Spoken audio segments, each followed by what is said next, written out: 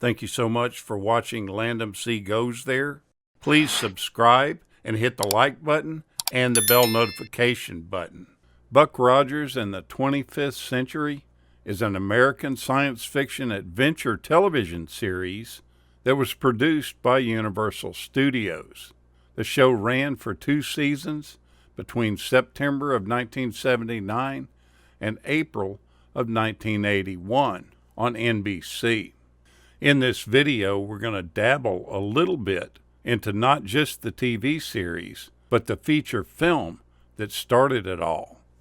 The film and the series was developed by Glenn Larson and Leslie Stevens, and it was based on the character Buck Rogers, created in 1928 by Philip Nolan.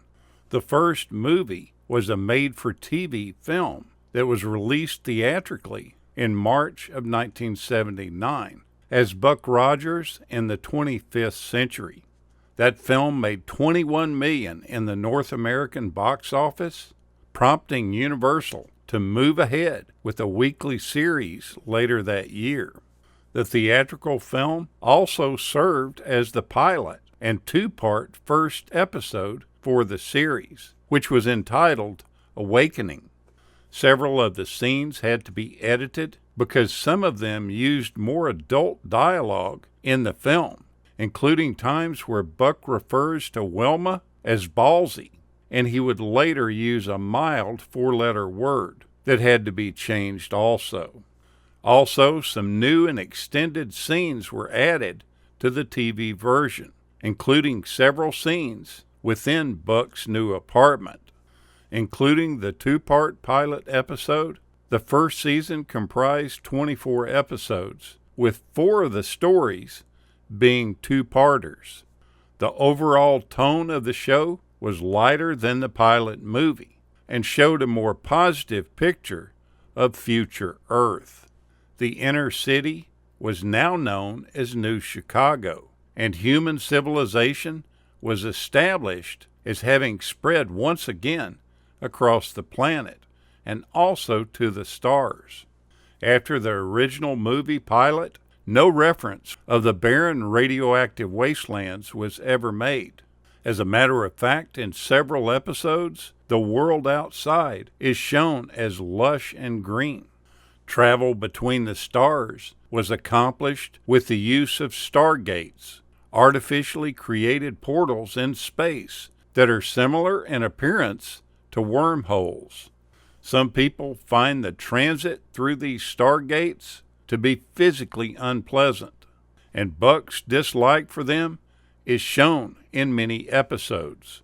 To portray the futuristic-looking buildings that are on Earth, the series used stock shots of the remaining national pavilions of Expo 67, particularly the French and the British, as well as shots of the Bonaventure Hotel in downtown L.A. The opening title sequence of the series included stock footage from Apollo 4 and Apollo 6 launches. The show had an overall budget of around $800,000 per hour of airtime. Although reasonably popular with viewers, the first season failed to receive much critical acclaim.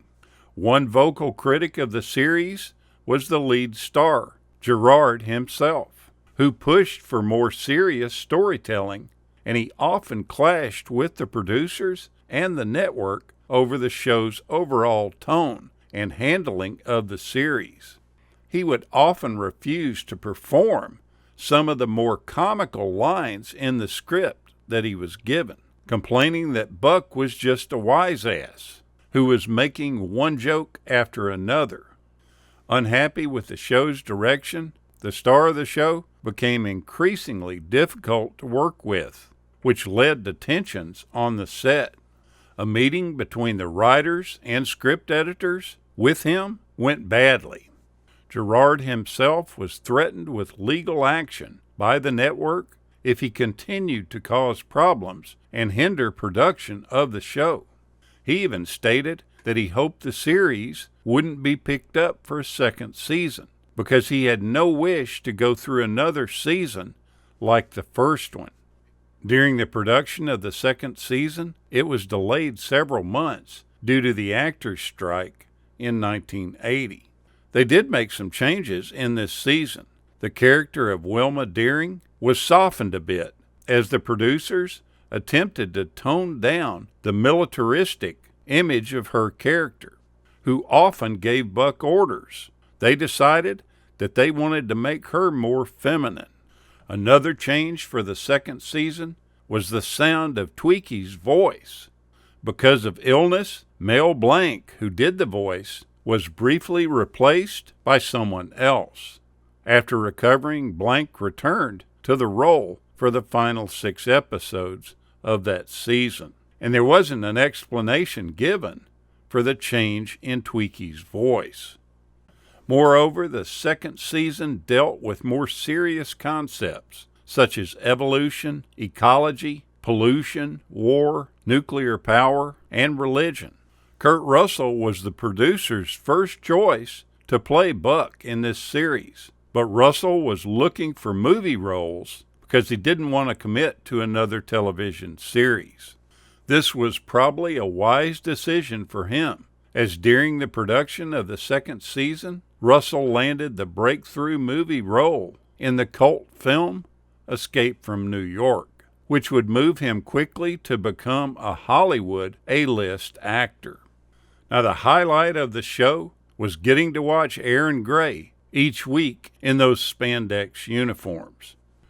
Gray started a career in modeling after entering a contest in St. Louis when she was 14 years old. Commercials immediately followed in Los Angeles, and by 1975, she was one of the nation's most popular TV models, earning about $100,000 a year. She ended up landing her first starring role in the miniseries Evening in Byzantium. She was juggling both of these careers because Universal Studios was only paying her $600 a week for her contract. When final scenes were finished on the miniseries, the studio called her and told her to come in at 10 o'clock the next morning to test for Buck Rogers. She didn't want to do it at first because she hadn't read the script at all and knew nothing about the project, but she decided to go and ended up getting the part. Her well-formed body sliding into those spandex suits was quite the talk around the water cooler the next morning after an episode aired. Go back and watch this fun series that was way too short. Thank you so much for watching, and we'll continue to chase the classics